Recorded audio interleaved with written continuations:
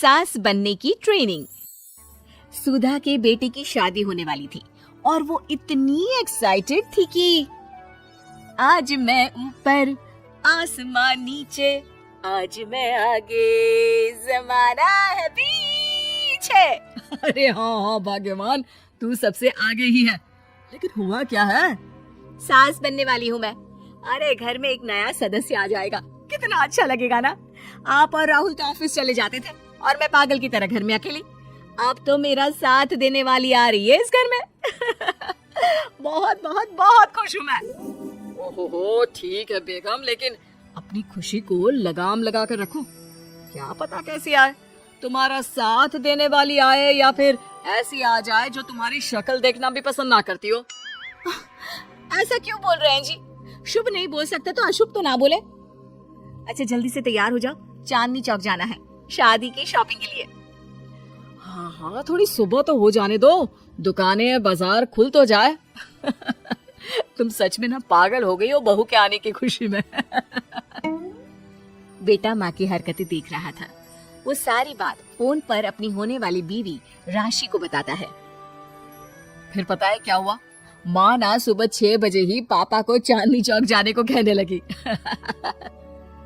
दूसरी तरफ राशि कहती है, अरे वाह, ये तो बहुत अच्छी बात है ना। सास इतना सोचने वाली मिल रही है, और क्या चाहिए। मैंने भी सोचा है मम्मी जी के साथ बहुत प्यार से रहूंगी, उनका ख्याल रखूंगी और प्यार करूंगी।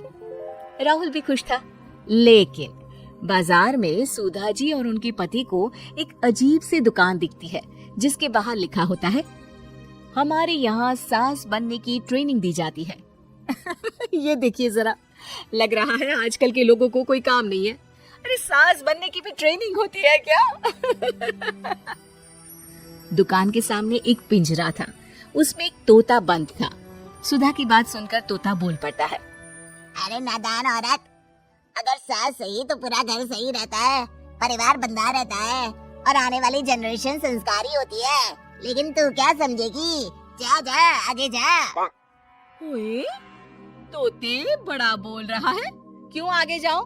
मैं नहीं जा रही। देखा देखा, तेरे जैसी औरत को तो सास बनने की ट्रेनिंग लेनी ही चाहिए। निकाल 1000 रुपए और जान दर, नहीं तो पूरी जिंदगी रोती रहेगी। सुधा को तोते की बात में दम लगता है। ए जी, निकालो ना जरा 1000 रुपए। अरे पागल हो क्या? जानवर की बात में आ रही हो?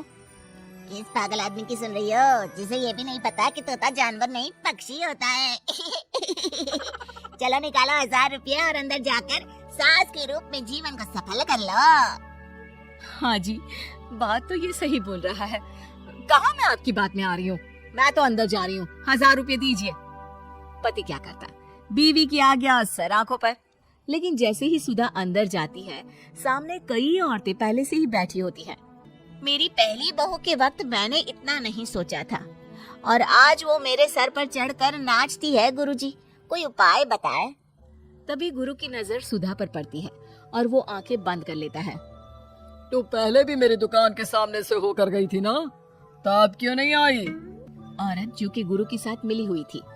महाराज, तब पता नहीं था कि सच में सास बनने की भी ट्रेनिंग लेनी होती है। लगा था घर में कोई सदस्य आ रहा है जो सारा दिन मेरे साथ रहेगी, लेकिन ऐसा तो कुछ भी नहीं हुआ गुरुजी। चल फिर पैकेज लेकर 20,000 वाला कल से आ जाना। जी महाराज, गुरुजी की जय हो। वो औरत भी सुधा को देखती है और कहती है, सही जगह आई हो बहन। 10-20 हजार का मुंह नहीं देखना भाई, बस घर बस जाए तो सोचो गंगा नहा ली। बहुत कमा लेंगे अगर परिवार एक रहा, नहीं तो बुढ़ापा वृद्धाश्रम में बिताओ। सुधा डर जाती है। वो गुरु के पास जाती है और उन्हें पैसे देती है। देखो, एक मंत्र गांठ बांध लो कि कभी भी बहू को बेटी ना समझना। जितना दबा कर पहले दिन से रखोगी, धीरे धीरे प्यार दोगी तो मान रखेगी, नहीं तो। ना जी ना गुरुजी, समझ गई। अरे भला हो भगवान का जो आपसे मिला दिया, नहीं तो मैं। हाँ, आगे बढ़ते जाए, पीछे और भी लोग हैं, सबको मौका दे। सुधा घर आ जाती है। राशि शादी करके घर आती है तो दिमाग में सास की वही छवि होती है जो राहुल ने दिखाई थी। देखो राशि, मैंने काम वाली हटा दी है। वो क्या है ना 2000 महीने लेती थी, यानी कि 24,000 साल का, और 5 साल में उसे जोड़ो तो 1,20,000 रुपए।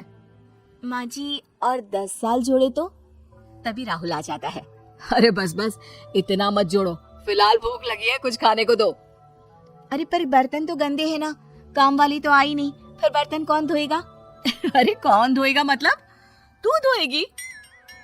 मैं? ठीक है मैं धो लेती हूँ, धो धो कर देती हूँ, आप खाना बना ले। अरे खाना भी तू ही बनाएगी? ये क्या बात होती है माँ, क्या हो गया तुझे? कल तक तो कुछ और ही बोल रही थी। लेकिन सुधा का व्यवहार सुधरने का नाम ही नहीं ले रहा था। बहू और बेटा ससुर से बात करते हैं। पिताजी क्या हो गया है माँ जी को? वो क्यों ऐसे व्यवहार कर रही है जैसे मैं कोई नौकरानी हूँ? पिता क्या करता, बता देता है सारी कहानी कि कैसे सास का दिमाग एक गुरुजी ने खराब किया है। सास बनने की ट्रेनिंग?